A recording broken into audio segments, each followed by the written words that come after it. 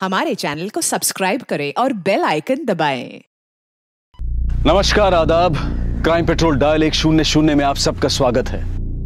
मौत को अंजाम देने के लिए जिंदगी न जाने कैसे कैसे रास्तों से गुजरती है।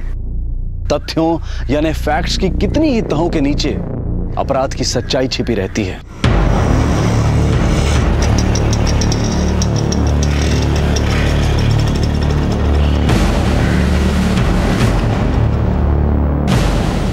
सर, पलक को गायब हुए 48 घंटे हो गए। सर, मेरी बेटी का अभी तक कुछ पता नहीं चला। सर सक्सेना जी, हम पूरी कोशिश कर रहे हैं। आप प्लीज पेशेंस रखिए। बेहतर होगा अगर पलक के बारे में आप लोग कुछ और जानकारी दे पाएं, जैसे कब निकली थी वो घर से। Excuse me. हाँ बोलो। गाड़ी मिल गई? नंबर वही है? ठीक है, फॉरेंसिक को इन्फॉर्म करो, हम वहां पहुंच रहे हैं।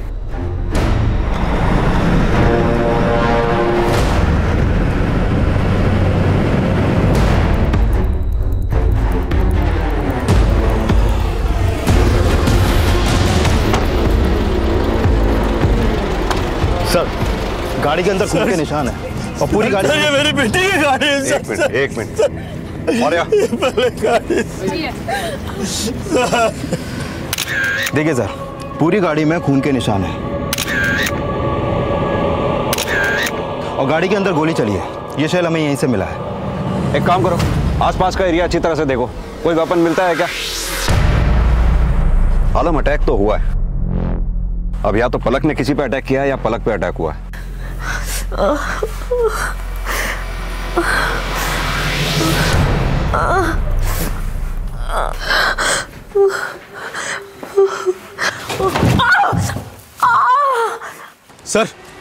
सर ये सब क्या हो रहा है? सर, मेरी बेटी पलक कहाँ है? आपकी बेटी से किसी की कोई रंजिश, कोई झगड़ा? नहीं सर, उसका किसी से कोई झगड़ा नहीं, कोई रंजिश नहीं। हर रोज की तरह उस दिन भी वो घर ही आ रही थी। उसका फोन भी आया था। वो गाड़ी में अकेली थी साहब। तो फिर उसके पास पिस्तौल कहां से आई? पिस्तौल?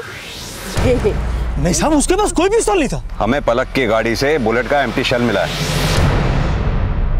लेकिन सर, उसके पास कोई पिस्तौल नहीं है। देखिए सक्सेना जी, या तो आप जानते नहीं हैं या आप अनजान बनने की कोशिश कर रहे हैं।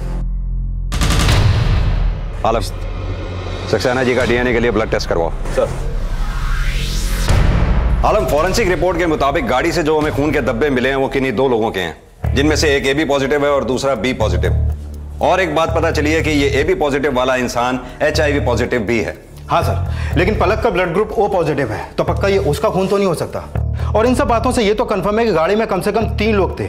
2 वो जिनके खून के धब्बे में गाड़ी में मिले और तीसरी पलक जिसकी गाड़ी थी और जो भी मिसिंग है।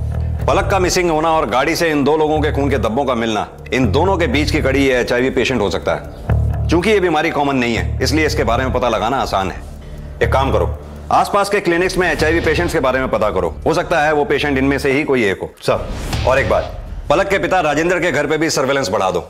पलक की गाड़ी से खून के धब्बे का मिलना और उसका गायब होना जरूर कुछ ऐसा है इस लड़की की जिंदगी में जो अलग से चल रहा है।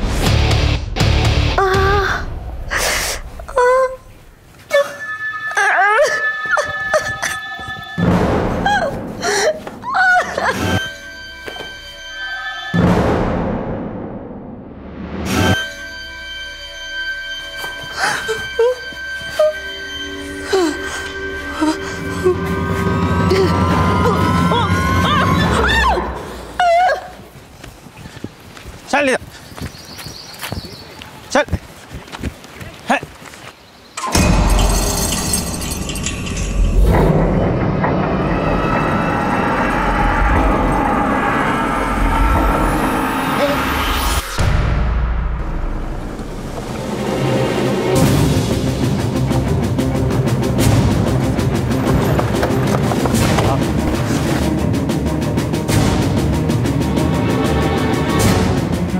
लाश को जलाकर सबूत मिटाने की कोशिश की गई। मौर्य, फॉरेंसिक को इन्फॉर्म करो। Okay sir. और आप लोग आसपास देखो, कुछ मिलता है क्या? ये पलक सक्सेना की गाड़ी भी तो इसी हाईवे पे मिली थी ना? हाँ सर, यहाँ से कोई 15 किलोमीटर आ गया, बाराबंकी उन्नाव हाईवे पे।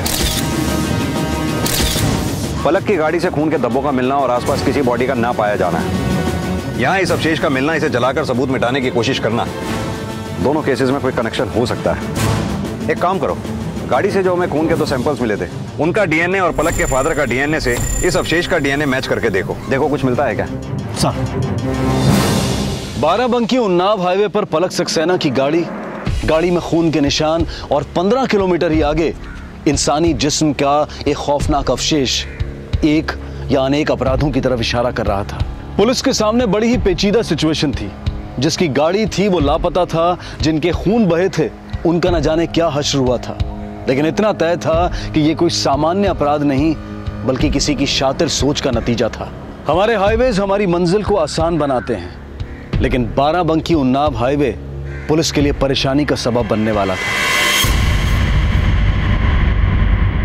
सर, खेत में जो हमें जली हुई हड्डी मिली थी उसका डीएनए रिपोर्ट।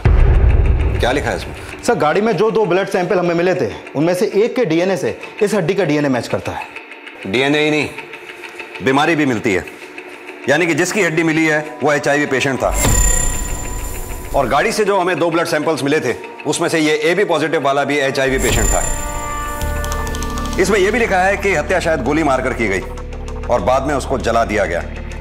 यानी कि हत्यारा मृतक को जानता था, इसीलिए सुराग मिटा रहा था। उसे लगा होगा कि अगर बॉडी हमारे हाथ लग गई तो हम अपराधी तक पहुंच ही जाएंगे। आलम, फॉरेंसिक की नजर से एक हड्डी का मिलना एक बॉडी के मिलने से कम नहीं है। अब यह हमारे ऊपर है कि हम उस जानकारी का करते क्या है। खैर, वो जो भी हो, अब हमारे हाथों से बचेगा नहीं। सर, आपका इशारा पलक की तरफ तो नहीं? अभी तक मिसिंग है वो। नहीं आलम, इस केस में सिर्फ पलक ही नहीं, कुछ और लोग भी शामिल हैं। सर, ये अपना खबरी है बाराबंकी नया बाजार से, कुछ खबर लाया है। बोलो। सर, उधर प्रॉपर्टी डीलर है नया बाजार में, 4 दिनों से गायब है। तो इसमें खबर क्या है? किसी काम से गया होगा? नहीं साहब, उसके अपने बंदे ऑफिस के लोग उसे ढूंढ रहे हैं। पुलिस कंप्लेंट नहीं की उन्होंने? नहीं सर, इसलिए तो शक हुआ, तभी तो आप लोगों को बताने आया। क्या नाम है उसका? मनोहर गुप्ता। वैसे उसे मोंटी बुलाते हैं साहब। उम्र 26-27 साल। उधर नया बाजार में उसका घर है, उधर फैमिली के साथ रहता है। सर, डीएनए रिपोर्ट के मुताबिक इस बी पॉजिटिव और एबी पॉजिटिव वाले दोनों लोग की उम्र भी 20 से 27 साल के बीच की है। नहीं मेरा बच्चा, चुप हो जा, चुप हो जा। हमको नहीं पीना चाय, इसको संभालो। अरे चाय तो पी लो, अनशन करने से कुछ नहीं होगा, वो आ ही जाएगा। हर दूसरे दिन तो गायब हो जाता है मोंटी। लेकिन 4 दिन हो गए उसको यहाँ से गए हुए, ना कोई फोन, ना कोई खोज, ना खबर।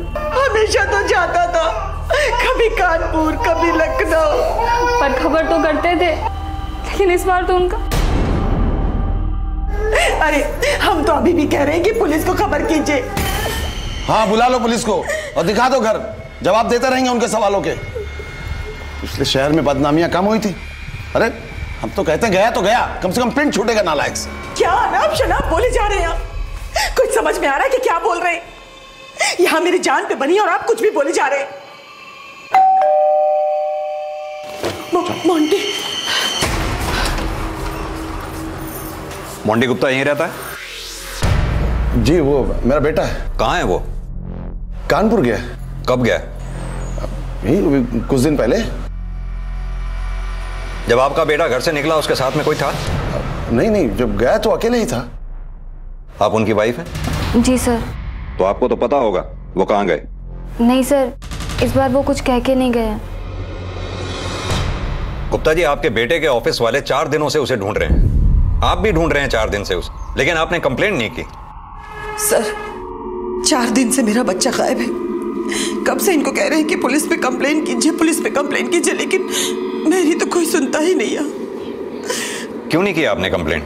वो अक्सर जाता रहता है, कभी कभी हफ्ते भर के लिए। कोई नई बात नहीं है, बस इस बार वो कोई खबर नहीं की उसने, और उसका फोन भी स्विच ऑफ है। सर आप? गुप्ता जी, बाराबंकी उन्नाव हाईवे पर कुछ वारदातें हुई हैं जिसमें हत्याएं भी हुई हैं, लेकिन बॉडी हमें नहीं मिली है, बॉडी पार्ट्स मिले हैं। अब आप हमें सही सही बताइए कि आपका बेटा है कहां?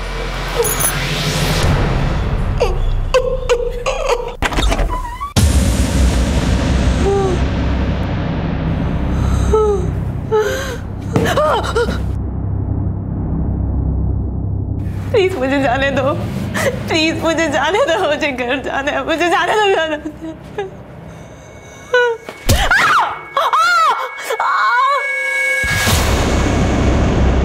पिस्तौल रखता है बेटा आपका? पिस्तौल? जी मालूम नहीं, कभी देखा नहीं। यही है आपका बेटा?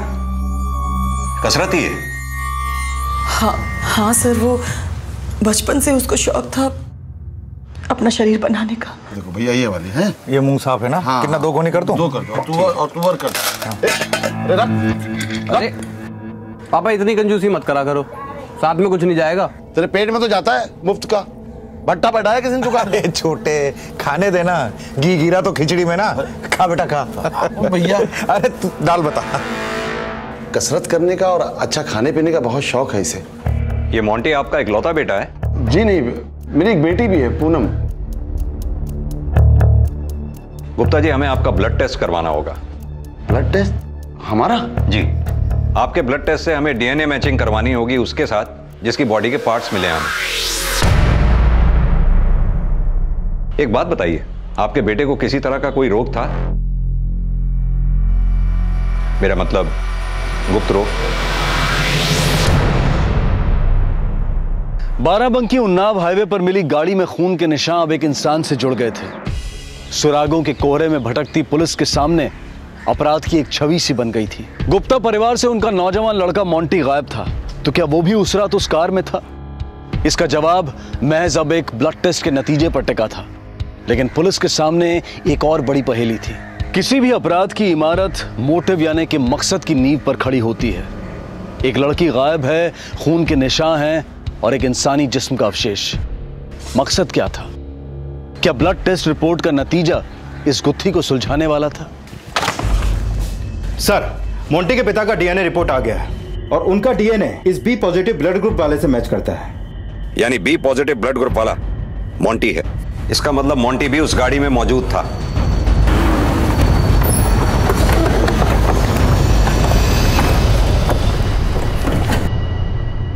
गुप्ता जी, जो हमें अवशेष मिले थे वो आपके बेटे मोंटी के नहीं है। लेकिन हाँ, हमें एक गाड़ी मिली है उसी रास्ते पे जिसे कोई छोड़ के भागा था। उसमें खून के धब्बे मिले हैं जिसमें से किसी एक के ब्लड का डीएनए आपसे मैच कर रहा है। मतलब साफ है कि मोंटी भी उस गाड़ी में था और वो गाड़ी इस पलक सक्सेना के नाम पे है। जानते हैं आप इसे? रिंकी जी, आप जानती हैं इसे? कभी आपसे जिक्र किया हो मोंटी ने? नहीं, कभी जिक्र तो नहीं किया। तो फिर आपका बेटा मोंटी इसकी गाड़ी में कर क्या रहा था? और वो अकेला ही नहीं, उसके अलावा एक और आदमी भी था उस गाड़ी में।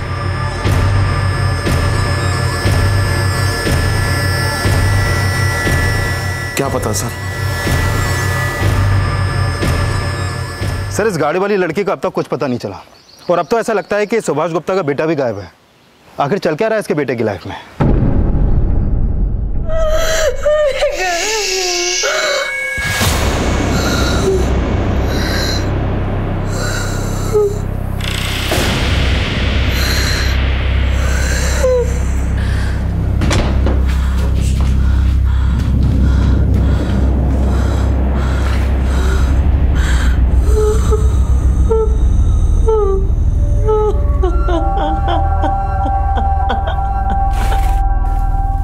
नहीं सर, मेरी पलक किसी मोंटी को नहीं जानती थी। वैसे वो हर बात इन्हें जरूर बता देती थी। कुछ भी नहीं छुपाते थे हमसे वो। बच्चे आजकल क्या छुपाते हैं, क्या बताते हैं, किसी को क्या मालूम। सर, आप लोग हिम्मत मत हारिए, हम पलक को ढूंढने की पूरी कोशिश कर रहे हैं। जैसे ही कुछ पता चलेगा हम आपको इन्फॉर्म करेंगे। सर, ये पलक और मोंटी के कॉल रिकॉर्ड्स। इस कॉल रिकॉर्ड के मुताबिक जिस दिन वारदात हुई, इन दोनों की फोन लोकेशन एक ही एरिया में थी। हो सकता है कि ये दोनों भी उस दिन उसी गाड़ी में मौजूद हों। पर सर, कॉल रिकॉर्ड के मुताबिक पिछले 3 महीनों से इन दोनों के बीच में कोई भी बातचीत नहीं हुई है। यानी कि वो तीसरा ब्लड सैंपल AB पॉजिटिव जो हमें गाड़ी में मिला था, हो सकता है वही इन दोनों के बीच की कड़ी हो। पर सर, अभी तो ये मोंटी और पलक दोनों गायब हैं। आलम, ये भी तो हो सकता है कि गाड़ी में मोंटी की उस तीसरे आदमी के साथ लड़ाई हुई हो। मोंटी ने उसको गोली मारी और बाद में उसे खेत में जलाकर मोंटी वहां से निकल गया हो। पर सर, गाड़ी में पलक भी तो थी, तो हो सकता है कि उसको भी मोंटी ने मार दिया हो। लेकिन यह भी तो हो सकता है कि मोंटी ने पलक को ना मारा हो। पलक मोंटी और उस तीसरे आदमी के झगड़े के दौरान मौका पाकर वहां से निकल गई हो और अब डर के मारे कहीं छुपी बैठी हो।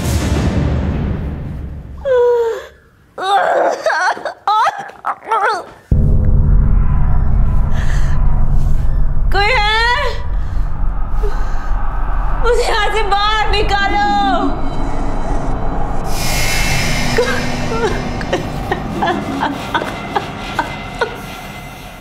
आप लोगों ने बोला मर गए हैं वो, और अब आप बोल रहे हैं हत्या की है उन्होंने किसी की।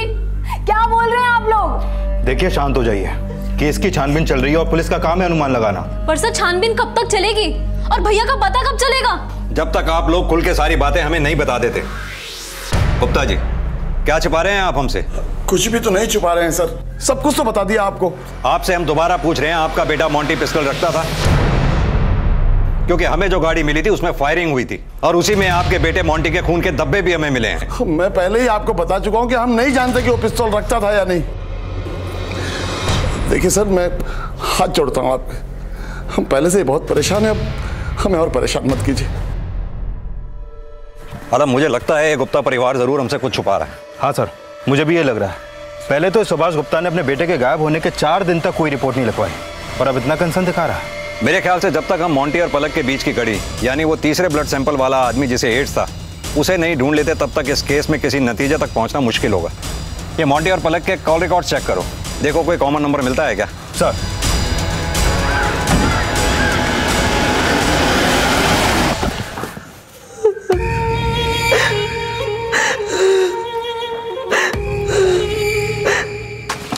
सर, मैंने पलक और मोंटी दोनों के कॉल रिकॉर्ड चेक किए पर कोई भी कॉमन नंबर इन दोनों के बीच में नहीं मिला। मोंटी लास्ट टाइम ऑफिस के लिए निकला था, उसके ऑफिस और आसपास के एरिया में पूछताछ करो, शायद कुछ पता चले। सर,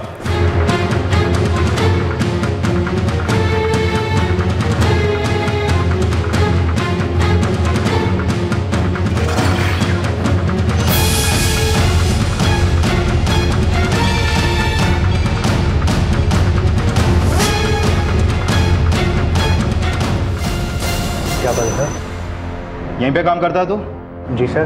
तो मोंटी कहाँ है? कोई खबर, कोई फोन उसका? पता नहीं सर, 8 दिन हो गए सर, पता नहीं कहाँ है सर। ये ऑफिस की चाबी तेरे पास ही रहती है? हाँ सर, ऑफिस की चाबी मेरे पास ही रहती है सर। अच्छा, ये मोंटी पिस्टल कहाँ रखता है? क्या सर? पिस्टल कहाँ रखता है मोंटी? हमें नहीं पता सर। दूसरे घर वालों की तरह तू भी ड्रामा कर रहा है? अंदर डालूंगा फिर मुंह खोलेगा। चल। सर, था उनके पास सर एक पिस्टल। सर वो हमारे धंधे में तो सर ज़रूरत पड़ती रहती है ना सर, और सर वैसे भी उनका पिस्टल वो बिना लाइसेंस का था सर। क्या है उसके पास? माउजर, सिक्सर, रिवॉल्वर, क्या है? सर 9mm था। 9mm? और क्या पता बोल? बस सर। और बोल, सच सच बोल, जो भी जानता है। सर भैया जी जब लखनऊ से आए थे तो पिस्टल साथ लेके आए थे। लखनऊ से? हाँ सर, वो कुछ 6 महीने पहले आए थे और सब बताने को भी मना किया। लखनऊ से यहाँ क्यों आए थे? पता नहीं साहब, बसा बसाया सालों पुराना कारोबार था सर वहाँ, पता नहीं वो छोड़ के यहाँ क्यों आ गए। ठीक है, हमसे पूछे बगैर ये शहर छोड़कर जाइयो मत कहीं। और हाँ, अगर तेरे भैया जी का फोन तुझे आए तो हमें इन्फॉर्म जरूर करियो। जी सर। ये गुप्ता फैमिली जितना हमें बता रही है उससे कहीं ज्यादा ये हमसे छुपा रही है। इतनी बड़ी बात पचा गई है। एक काम करो, लखनऊ जाकर जरा ये गुप्ता फैमिली का हिसाब किताब पता करो। सर, अनजान रास्तों पर अनजान लोगों का मिल जाना कोई अचरज की बात नहीं है, लेकिन उनका किसी अपराध में इन्वॉल्व पाया जाना चौंका जाता है। पलक और मोंटी के बीच में कभी कोई बात नहीं हुई थी, ऐसा उनके फोन रिकॉर्ड से पता चलता है, लेकिन फिर भी अपराध की उस रात दोनों साथ थे। पुलिस ने पलक का बैकग्राउंड चेक कर लिया था, लेकिन उन्हें वहां कोई संदिग्ध बात नजर नहीं आई थी, इसलिए पुलिस अब मोंटी की जिंदगी को खंगालने में जुट गई थी। उन्हें पूरा यकीन था कि इस अपराध के पीछे का सिलसिला और मकसद वहीं कहीं है।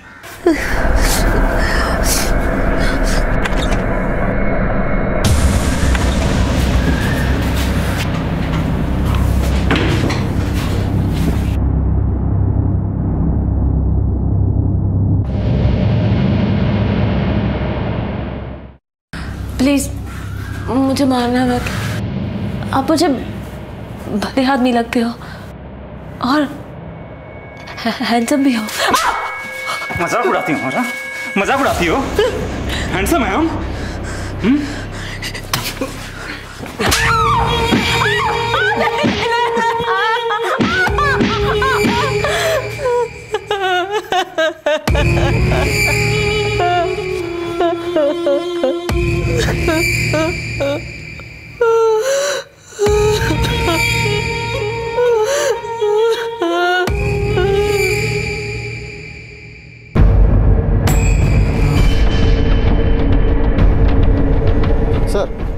मोंटी का चाचा यहीं पे आगे रहता है, शंभूनाथ गुप्ता नाम है उसका। यादव गाड़ी लेफ्ट में ले लो।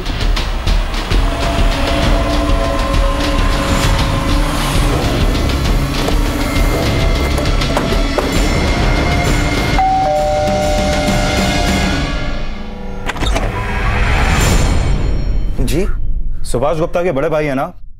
जी। पहले आप दोनों भाई साथ में रहते थे ना यहाँ पर? जी जी। फिर अचानक चले क्यों गए वो यहाँ से? देखिए सच सच बताइएगा, वरना थाने ले जाकर पूछताछ करनी पड़ेगी आपसे। हम भला झूठ क्यों बोलेंगे? वो छोटे की बहुत बदनामी हो रही थी बहू के कारण। सुभाष! सुभाष! हाँ भाई। छोटे देख, ये क्या आया मोबाइल में? बहू की कैसी तस्वीर आई है? क्या है ये? ये क्या है? हमें नहीं। ये क्या है?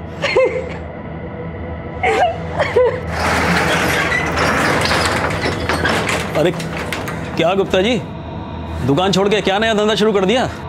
बहू को भी लगा दिया लाइन पे?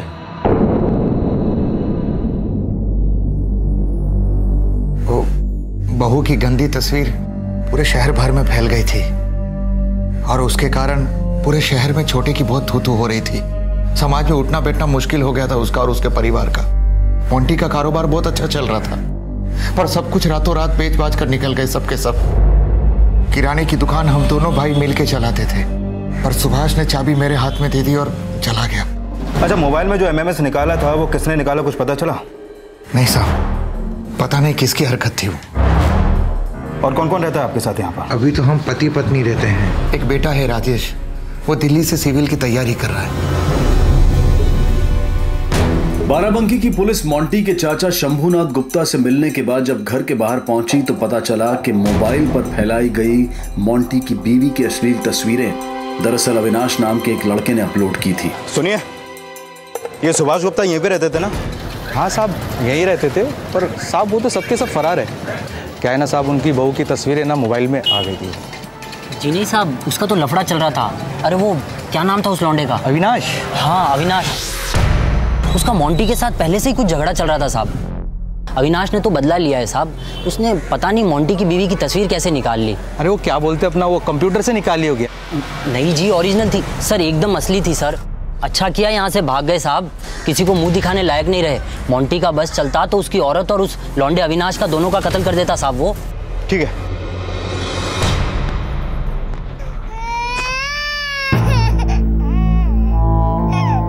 मुझे तुमसे कुछ बात करनी है। हाँ अम्मा, पूछिए ना। सच सच बताना, मोंटी कहाँ है?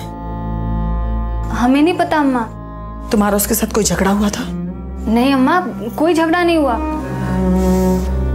हम जानते हैं लखनऊ की उस घटना के बाद आप लोगों ने हमें घर से तो नहीं निकाला, पर अपनाया भी तो नहीं, और अब आप हम पर शक कर रही हैं कि हमने झगड़ा किया उनसे।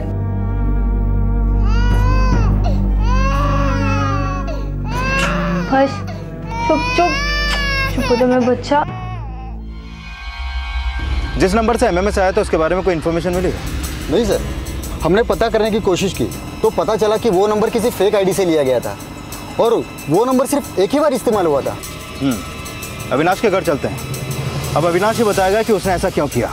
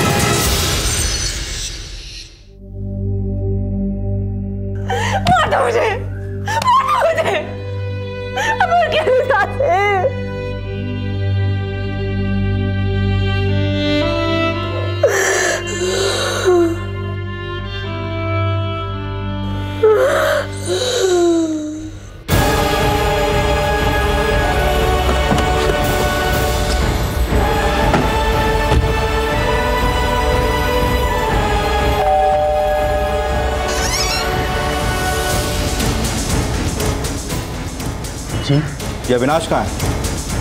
क्या बात क्या है साहब? जो भी पूछ रहा हूँ उसका जवाब यहीं पे देंगे या थाने चल के बोलेंगे? ये आप ऐसे क्यों बोल रहे साहब? 8-10 दिन हुए हैं, वो लखनऊ में नहीं है अविनाश। फिर कहाँ है अभी? गया होगा कहीं घूमने फिरने, उसकी तो घूमने फिरने की आदत है। ये रिंकी का एमएमएस उसी ने बनाया था ना? नहीं साहब, हमारा बेटा ऐसी ऊंची हरकत नहीं कर सकता। ये प्रॉपर्टी डीलर मोंटी गुप्ता से कोई पुराना झगड़ा था ना उसका, तब उसका बदला उसकी बीवी से निकाल लिया। नहीं साहब, हमारा बेटा अविनाश ऐसी गंदी हरकत कभी नहीं करेगा। ठीक है, आपको हमारे साथ चलना होगा, अपना ब्लड टेस्ट करवाना होगा। और हाँ, आपके बेटे को कोई गुप्त रोग है, मतलब HIV? नहीं साहब, हमारा बेटा बिल्कुल तंदुरुस्त है। और आप ये ब्लड टेस्ट की क्या बात कर रहे हैं? थाने चलिए, आपके सारे जवाब मिल जाएंगे। चलिए। फोरेंसिक जांच और मेडिकल रिपोर्ट से यह बात साफ हो गई थी कि खेत में मिली पैर की हड्डी अविनाश की ही थी, और साथ ही यह भी साबित हो गया था कि अविनाश ही HIV से ग्रसित था। हालांकि उसके परिवार को उसकी इस बीमारी के बारे में कोई खबर नहीं थी। मामला गहरा था, पेचीदगियां बढ़ती जा रही थी, तर्क बहुत थे, लेकिन सबूत और सुराग आपस में मिल नहीं रहे थे। और सबसे बड़ी पहेली यह थी कि पलक सक्सेना का इस पूरे मामले से क्या रिश्ता था। ये कौन व्यक्ति था जिसने पलक को अगवा किया था और उसे लगातार टॉर्चर कर रहा था, और क्या संबंध था इस आदमी का मोंटी और अविनाश से। शातिर अपराधी का मकसद उलझने पैदा करना और सवालों के रास्ते पर पुलिस को गुमराह करना होता है, लेकिन अपराध छुपता नहीं, अपराधी बचता नहीं, और सवालों के जवाब भी देर सवेर मिल ही जाते हैं। मुझे लगता है उस दिन मोंटी का अविनाश के साथ गाड़ी में झगड़ा हुआ। मोंटी ने अविनाश पे गोली चलाई और बाद में उसकी लाश को जलाकर फरार हो गया। तो सर फिर इस पलक सक्सेना का इस वारदात और इन लोगों से क्या कनेक्शन हो सकता है? क्योंकि कॉल रिकॉर्ड के मुताबिक पलक ने ना तो मोंटी और अविनाश से कभी बातचीत की और ना ही इन लोगों ने एक दूसरे को कभी मैसेज भेजे। लेकिन सर चौंकाने वाली बात यह है कि इन तीनों के कॉल रिकॉर्ड के मुताबिक ये तीनों ही उस दिन उसी गाड़ी में मौजूद थे। या तो ये हत्या मोंटी ने अकेले की थी, या फिर इस हत्या में मोंटी के साथ पलक सक्सेना भी शामिल थी। मतलब आपके कहने का यह है कि... एक मिनट। हाँ बोलो। क्या?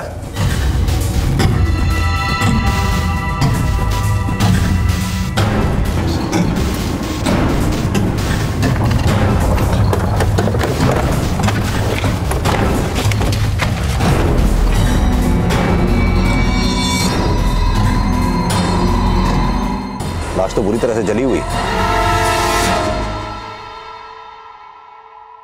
हाँ सर, और पहली लाश भी हमें इसी रूट पर 15 किलोमीटर पहले मिली थी, और उस लाश को भी जलाकर सबूत मिटाने की कोशिश ठीक इसी तरह से की गई थी। सर कहीं इस लाश का उस लाश से कोई कनेक्शन तो नहीं? एक काम करो, इन हड्डियों का DNA टेस्ट करवाओ।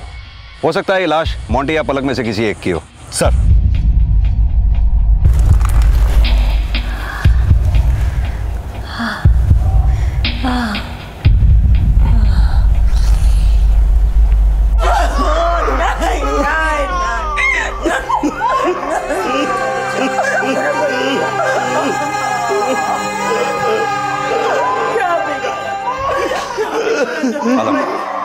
DNA मैच होने के बाद एक बात तो कंफर्म है कि वो लाश मोंटी की ही है।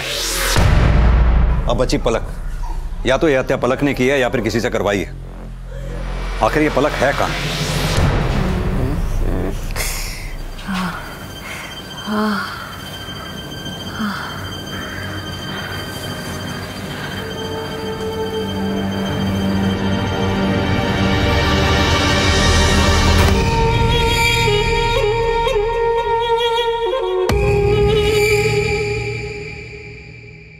ये सब हमारी गलती का ही नतीजा। हमें आपको सब कुछ पहले ही बता देना चाहिए था। क्या बता देना चाहिए था? लखनऊ में एक कांड हुआ था जिसकी वजह से हम लोग लखनऊ से यहाँ बाराबंकी आ गए थे। और वो कांड अविनाश और मोंटी के किसी पुराने झगड़े की वजह से हुआ था।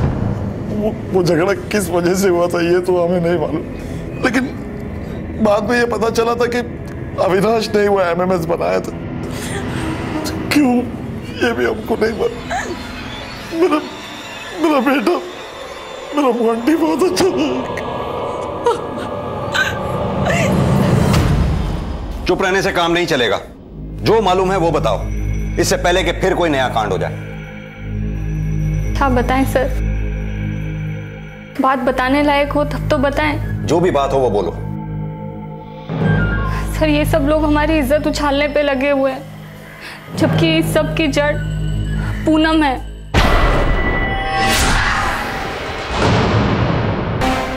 मोंटी की बहन? जी सर, उसकी वजह से ही मोंटी और अविनाश एक दूसरे से नफरत करते थे। मतलब? सर एक रोज मोंटी ने पूनम और अविनाश को रंगे हाथों पार्क में मुंह काला करते पकड़ा था। पूनम, क्या हो रहा है? भैया कुछ क्या हो रहा है? क्या हो रहा है? क्या हो रहा है? देख लेंगे हम तुमको, देख लेंगे, एक एक थप्पड़ का बदला लेंगे, एक एक थप्पड़ का। उन्होंने घर पर आकर हमें सब कुछ बताया, लेकिन फैमिली की बदनामी ना हो इसलिए उन्होंने ये बात कभी भी किसी से भी नहीं बताई। पर अविनाश, उसके सर पे तो खून सवार था, बदला लेने की धमकी दी थी उसने। और सर उस दिन जब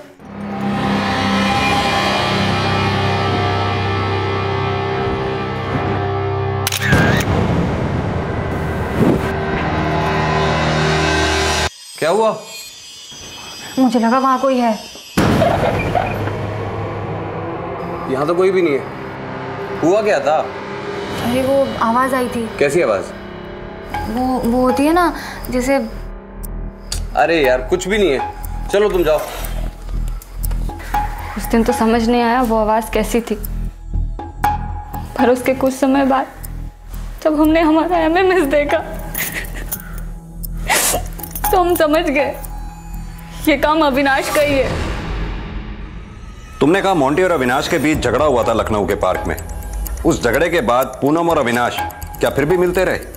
सर उसके बाद क्या हुआ हमें नहीं पता।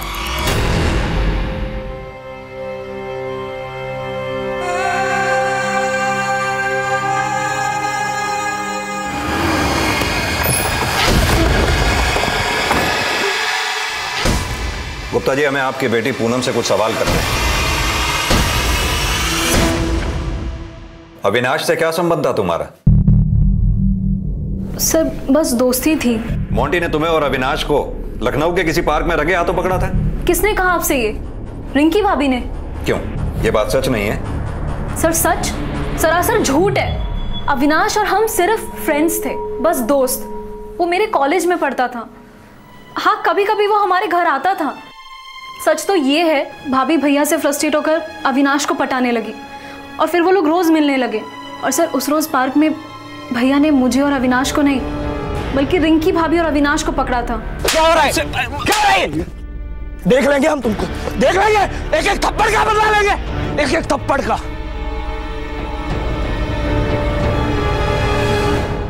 ये जो तुम कह रही हो अगर ये बात सच है तो इसका कोई सबूत है तुम्हारे पास? सर मेरे पास इस बात का कोई सबूत नहीं है, पर यही सच है क्योंकि मुझे भैया ने खुद बताया था और उन्होंने मुझे मना किया था मैं किसी से ये बात ना कहूं, मम्मी पापा से भी नहीं। नहीं सर, इस बारे में हमको नहीं पता। तभी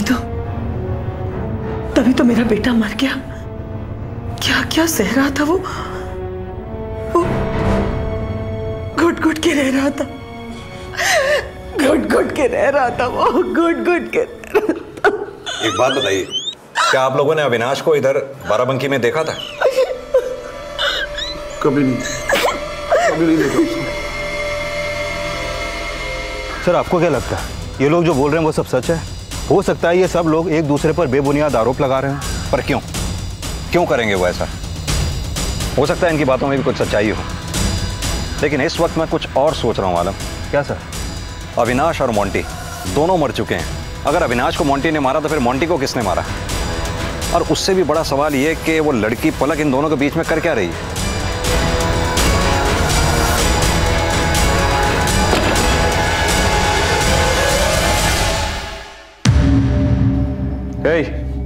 उठ उठ उठ जा।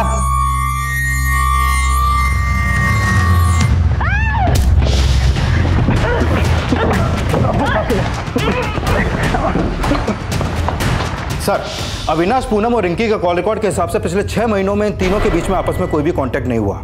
लेकिन सर ये देखिए, लखनऊ में रहने के दौरान मोंटी की बहन पूनम और अविनाश के बीच काफी बातचीत होती थी, लगभग रोज, घंटों तक।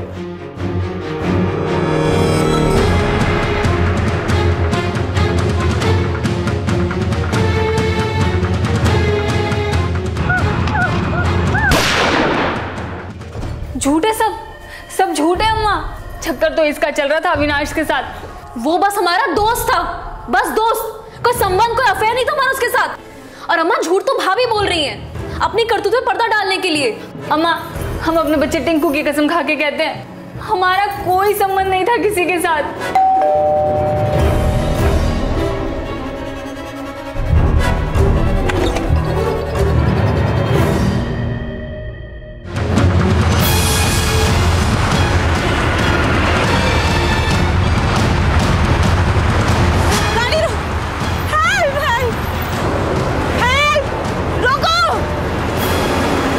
झूठ बोल रही हो तुम। अपनी भाभी पे लगाया हुआ तुम्हारा इल्जाम बिल्कुल झूठा है। सर हम झूठ नहीं बोल रहे हैं। आवाज नीचे। हमारे पास और भी बहुत से तरीके हैं सच खुलवाने के। और सच तो यह है कि मोंटी को तुम्हारे और अविनाश के संबंधों को लेकर आपत्ति थी, इसलिए तुमने अविनाश के साथ मिलकर मोंटी के कत्ल का प्लान बनाया, जो कि फेल हो गया। और बाद में मोंटी को, उसको भी मारकर जला दिया। हालांकि यह काम तुम्हारे अकेले के बस का नहीं था, इसलिए तुम्हारे साथ तीसरा भी जरूर कोई था। कौन था वो तीसरा? और ये पलक कहां है? हम किसी पलक को नहीं जानते और हमारा अविनाश का कोई संबंध नहीं था, भाभी का था, सिर्फ भाभी का। हमने कुछ नहीं किया सर। सर एक बात समझ में नहीं आ रही, मोंटी और अविनाश दोनों दुश्मन थे, तो फिर ये दोनों एक साथ उस गाड़ी में कैसे पहुंच गए और क्यों? हो सकता है किसी ने मीटिंग तय की हो। पर सर मोंटी के कॉल रिकॉर्ड में ऐसा कुछ सामने नहीं आया। लेकिन यह भी तो हो सकता है पर्सनली आमने सामने बात की गई हो। पर सर जिस दिन वारदात हुई अविनाश उसी दिन बाराबंकी पहुंचा था, तो हो सकता है कि उस तीसरे आदमी को अविनाश ने अपने फोन से ही कांटेक्ट किया हो। एक काम करो आलम, इस अविनाश के फोन कॉल रिकॉर्ड्स दोबारा से चेक करो, पता करो वारदात से 2-3 रोज पहले इसने किस किस से बात की थी। सर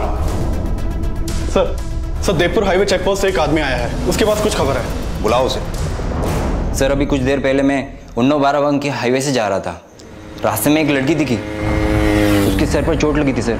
वो रोको रोको चिल्ला रही थी। रोको भैया। सर पर कुछ देर आधा किलोमीटर आगे गया, मुझे लगा गलती कर दी, वापस लौटा, देखा उधर कोई नहीं था। गौर से देखो, यही थी वो लड़की? हाँ सर यही थी। प्लीज मुझे जाने दो, प्लीज मुझे जा। तुम्हें हम एक ही तरीके से जाने दे सकते हैं, तुम्हें जान से मार के। मुझे जान से मार दो मुझे जान से। ऐसे नहीं, इतनी आसानी से कैसे? छोड़ मुझे। सर डॉग स्क्वाड की कोई अपडेट? इन्फॉर्म किया सर, आते हूँ। एग्जैक्टली कहाँ खड़ी थी लड़की वो? एग्जैक्टली तो पता नहीं सर, यही कहीं देखा था मैंने। सर्च में कुछ मिला क्या? सर अब तक तो कुछ नहीं मिला, तलाश जारी। सर ये देखिए सर, यहाँ खून है सर।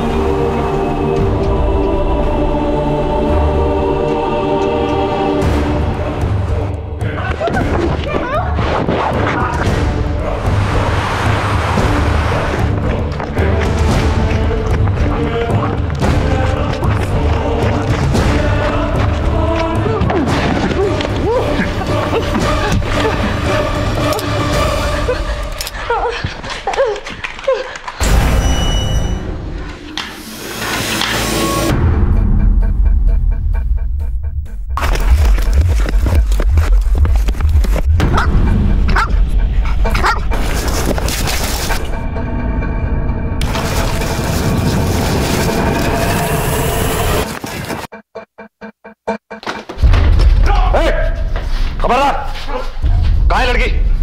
पलक कहाँ है?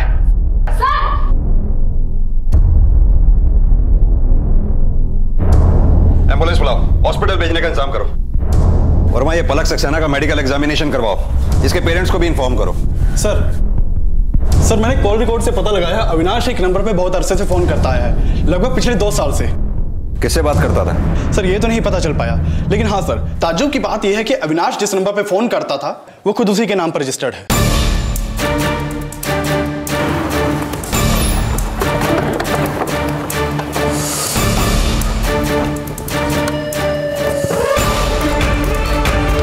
सर ये देखिए वही नंबर है।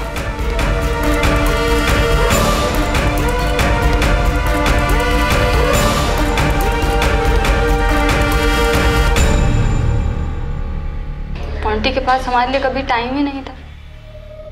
उनकी जिंदगी में तो बस काम काम काम और पैसा। अविनाश पूनम को छोड़ने कभी कभी आता था। कॉलेज में साथ पढ़ते थे दोनों, और इसी दौरान हमारी जान पहचान हो गई। हाँ, लखनऊ में भी घर के बाहर हम लोग मिलते थे। फिर एक रोज मोंटी ने हम लोग को देख लिया और हमें बहुत मारा, धमकाया।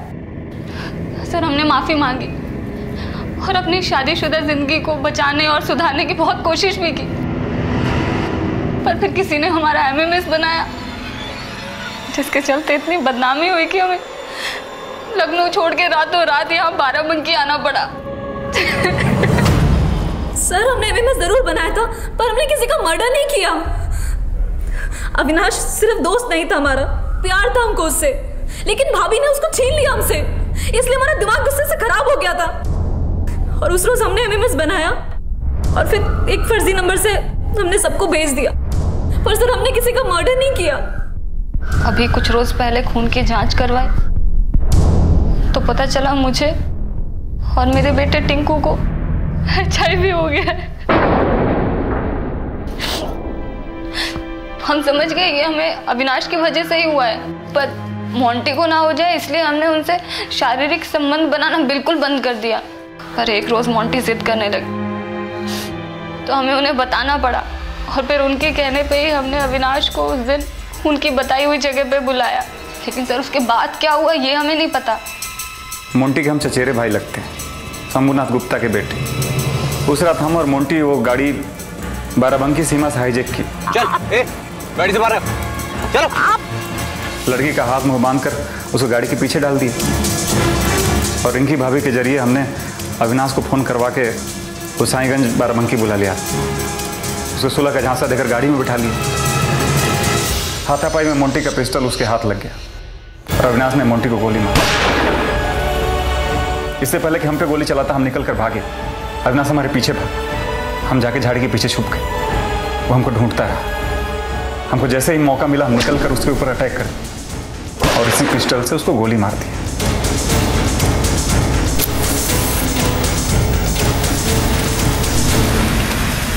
फिर हम गाड़ी लेके निकले तो ख्याल आया कि मोंटी की लाश का क्या करें, तो आगे जाके जंगल में उसकी लाश को भी जला दी।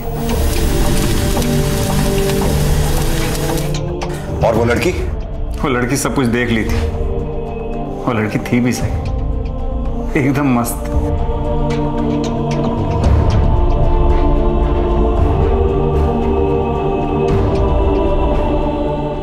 क्या करते, 35 साल के हो गए, अभी तक कोई गर्लफ्रेंड नहीं बनी, किसी से रिलेशन नहीं बना, यहां तक कि शादी भी नहीं हुई, तो रख लिया ऐसे।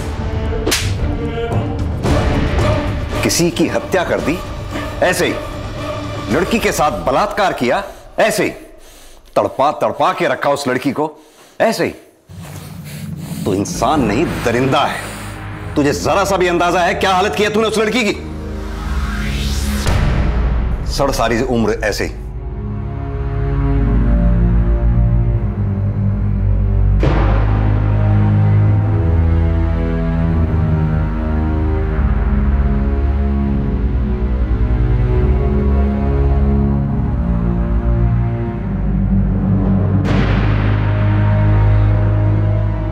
रिंकी गुप्ता को हत्या और हत्या की साजिश के लिए हिरासत में लिया गया है। जिंदगी के ज़हीन मसले अपराध के रास्तों पर चलकर नहीं सुलझाए जा सकते।